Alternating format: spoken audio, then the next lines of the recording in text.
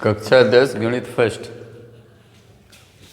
आपके द्वारा पूछे गए प्रश्न।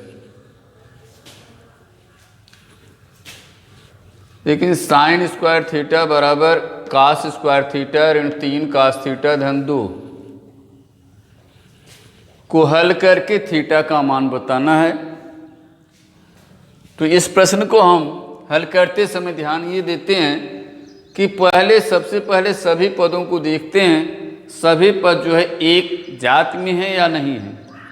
अगर नहीं है तो उन्हें एक जात में बदलने का प्रयास करते हैं, अर्थात या तो साइन में होना चाहिए, या तो कास में होना चाहिए, या टैन में हो, या काट में, सेक कोसेक किसी भी रूप में हो। तो हम समीकरण को हल करते समय उन्हें एक पद में लिखेंगे, तभी वो समीकरण हल होगा। तो हम यहाँ देखते हैं, यहाँ सब ये भी कास है, ये भी कास है, केवल यहाँ ये साइन जो है दिया गया है, इस साइन को ही हम कास में बदल दें। तो हम जानते हैं साइन स्क्वायर थीटा बराबर होता है 1 ऋण कास स्क्वायर थीटा। हम साइन स्क्वायर थीटा का मान 1 ऋण कास स्क्वायर थीटा लिख दिए, बराबर कास स्क्वायर थीटा ऋण 3 कास थीटा धन 2। अब इन सब को पक्षांतर कर देते हैं, दूसरी तरफ ले जाते हैं, तो ये हो जाता है कास स्क्वायर थीटा, ये कास इधर जाके धन कास स्क्वायर थीटा हो गया।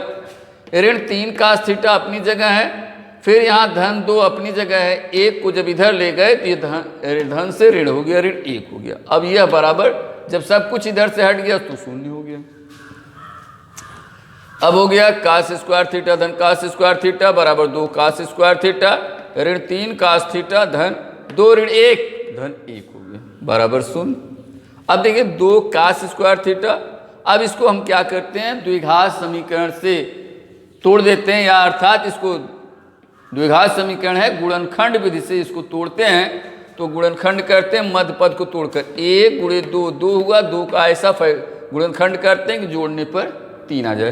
तो 2 गुणे 1 2 धन 1 3 आ गया। इसलिए हम इसको जब तोड़कर लिखते हैं तो 2 कास स्क्वायर थीटा ऋण 2 कास थीटा ऋण कास थीटा धन 1 बराबर शून्य। 3 कास थीटा को हमने 2 कास थीटा और 1 कास थीटा में तोड़ दिया।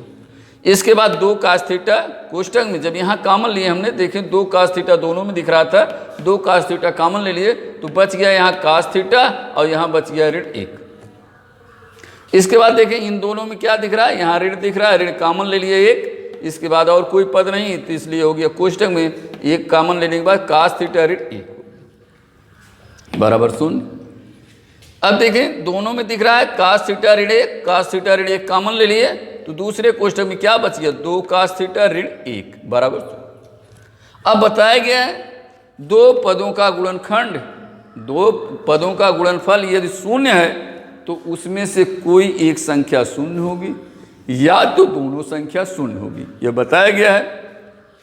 इसी आधार पर मानते हैं यदि कास थीटा ऋण 1 कास थीटा ऋण 1 बराबर शून्य, तो कास थीटा बराबर 1।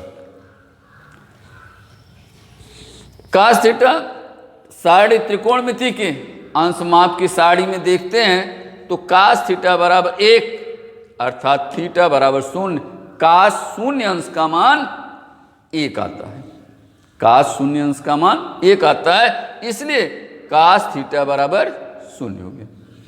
चाहे यहीं हम इसको बना सकते हैं, यहाँ इसको भी लिख दें कास शून्य अंश, ठीक। कास शून्य अंश का मान 1 होता है, इसलिए इसे हम कास शून्य थीटा बराबर शून्य अंश आ गया।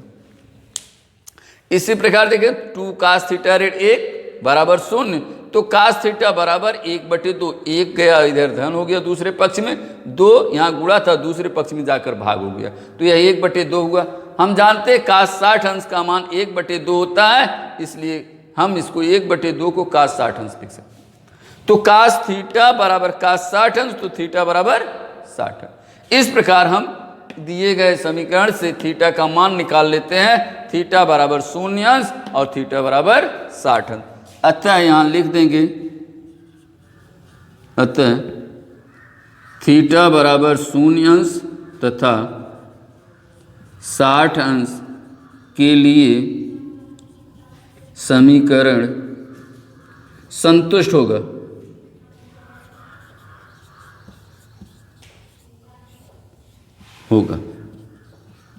ठीक। यह इसका उत्तर हो जाएगा।